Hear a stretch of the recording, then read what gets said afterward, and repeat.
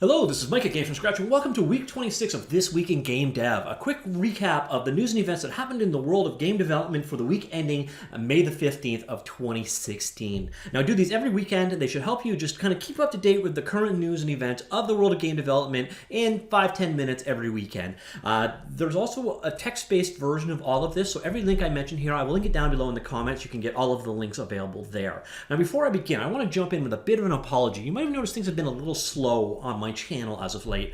That's because I've actually been in the middle of a relocation and a couple of other things. So I am now in a new office. Hopefully the acoustics here are a bit better. Let me know in the comments down below if you like the sound better. I may have to do some positioning and move my desk around a bit, position some things in the background. But from my initial tests, the acoustics seem a lot better in the new location. But that's why you haven't seen a whole lot of videos coming from me. I'm now mostly in and settled, so we should start seeing, back to the normal 3, 4, 5, 6 videos a week kind of schedule I try to keep up. So if you've been checking in and finding not much to check up on, that's why, and I apologize. All right, so without further ado, let's jump into this week's news. First off, KRITA, I have no idea how you say that. I'm going to go with KRITA, launched a Kickstarter campaign to try and add new features. Now, if you've never heard of KRITA, it's a 2D painting package. It's sort of like Photoshop, but optimized towards painting. But it's also open source and free. So they try and fund new features through these mini Kickstarter campaigns. And this one, they're looking to add improved vector painting support, and really important to me actually is improved text support. Now I like using a vector package called iDraw for doing the title images for my videos, etc. And I'm looking for an alternative that's really good on Windows, and Inkscape isn't it. It's just frustrating to work with text. So I hope KRITA pulls this one off. It would definitely be nice to see that. So if you are interested, go on in, check out their video, and consider backing them if that's the kind of technology you're looking for. Now next up is an engine called Shiva, just released version 2 beta 6. Now for you and I, if you aren't an existing subscriber, you don't actually have access to this beta. So hopefully you get out of this beta process soon, and the free version goes from 1.93 or whatever it is to 2, so people can check out all the changes they've been making. But Shiva is a Lua-powered, WYSIWYG, C++ based and game engine. They've been in beta 2 for quite a while now. This is the 6th release of their version 2 beta. This release adds some new modules, various engine updates, and probably most importantly, HTC Vive / Steam VR support. So if you're looking for another VR engine, this is definitely one to check out.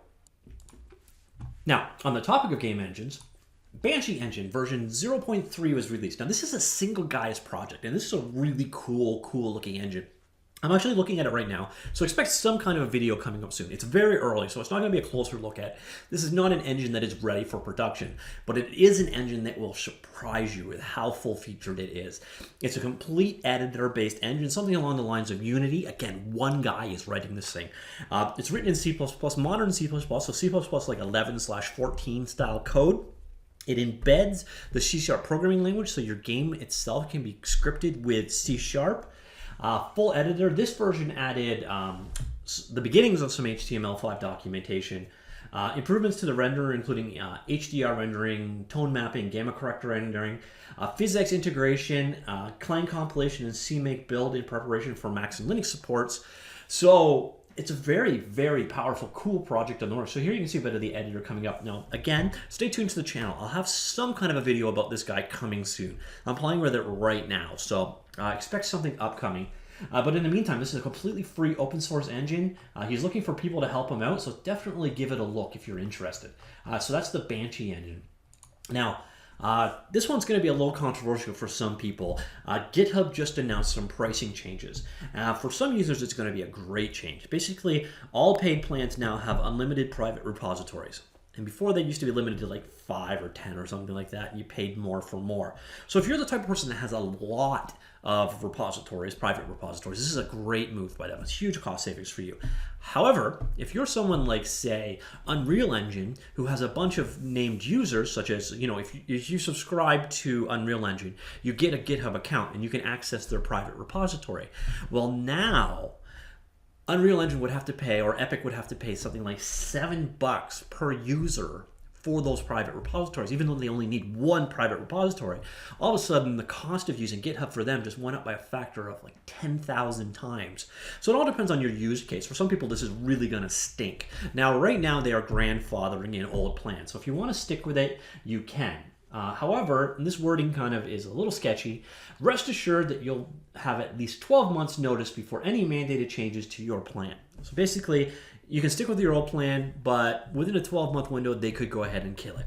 So if you wanted to have, a professional GitHub account with a bunch of private repositories, great news. If you want to have one repository with a bunch of users, horrible news. So that's that change there. It's a little bit of a strange move too, because there are a lot of alternatives to GitHub, and GitHub's got a lot of bad press as of recent. So I'm a little shocked they actually did this move. Now, another move was Mint. Alpha 2.0 was released. Now, Mint is part of the SnowKit family of hacks-based, I think we call them media libraries or game engines, etc. It goes together with other engines or other libraries such as Lux. An entire family of products. Very confusing, their naming convention. But Mint 2.0 is a GUI system, a cross-platform render-agnostic GUI system. So if you got to make your own UI, that's what Mint is for. They've also started working on a UI editor, which runs in the browser, like so. You can quickly mock up UIs. Come in here, create an empty control, add text to said control, etc.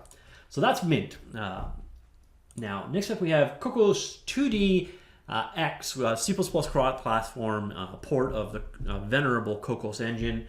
Just released version 3.11. Not a whole lot here. A lot of it is just maintenance and updating their APIs, such as underline curl, OpenSSL, which has a security vulnerability. So you're seeing a lot of game engines do that lately, actually.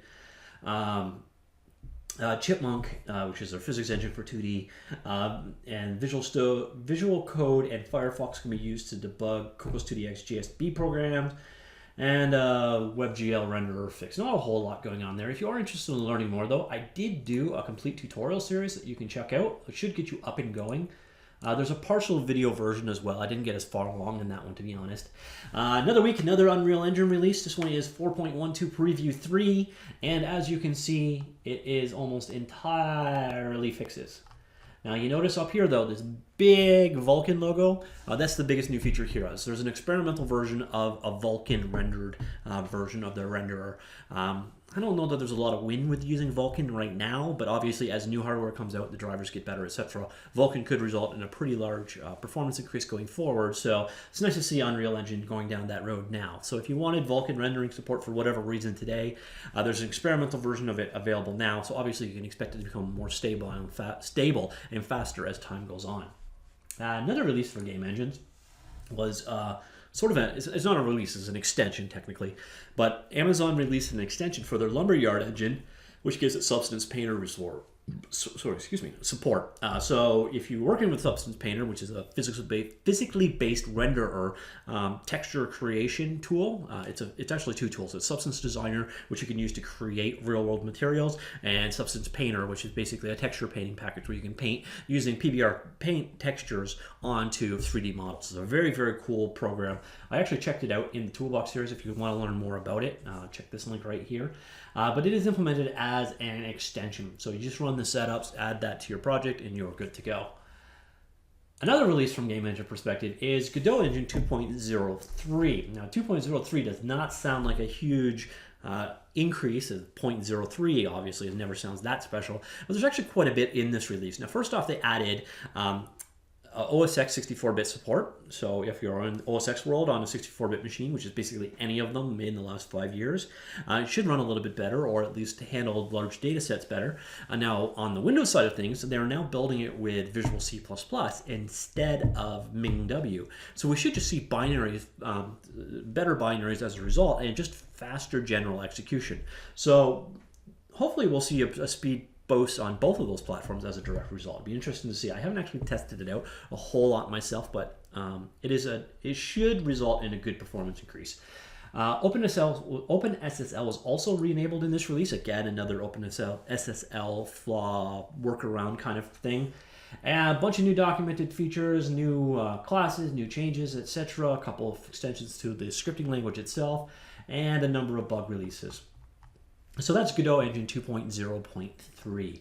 And if you're interested in Godot Engine, I have a massive tutorial series, both on my YouTube channel and on Gamefromscratch if you prefer text-based. And the final bit of news this week was itch.io launched the Refinery. Now, itch.io is the Refinery is a system set up for basically sort of like Steam Early Access. Their entire idea is to help you sell your games early. And it's got a couple of key features, including you can limit the number of keys. So if you want to do a limited rollout, you can do it that way. So you can say, only sell 250 copies or something to that effect. There's a bunch of command line tools for easily patching your game updates.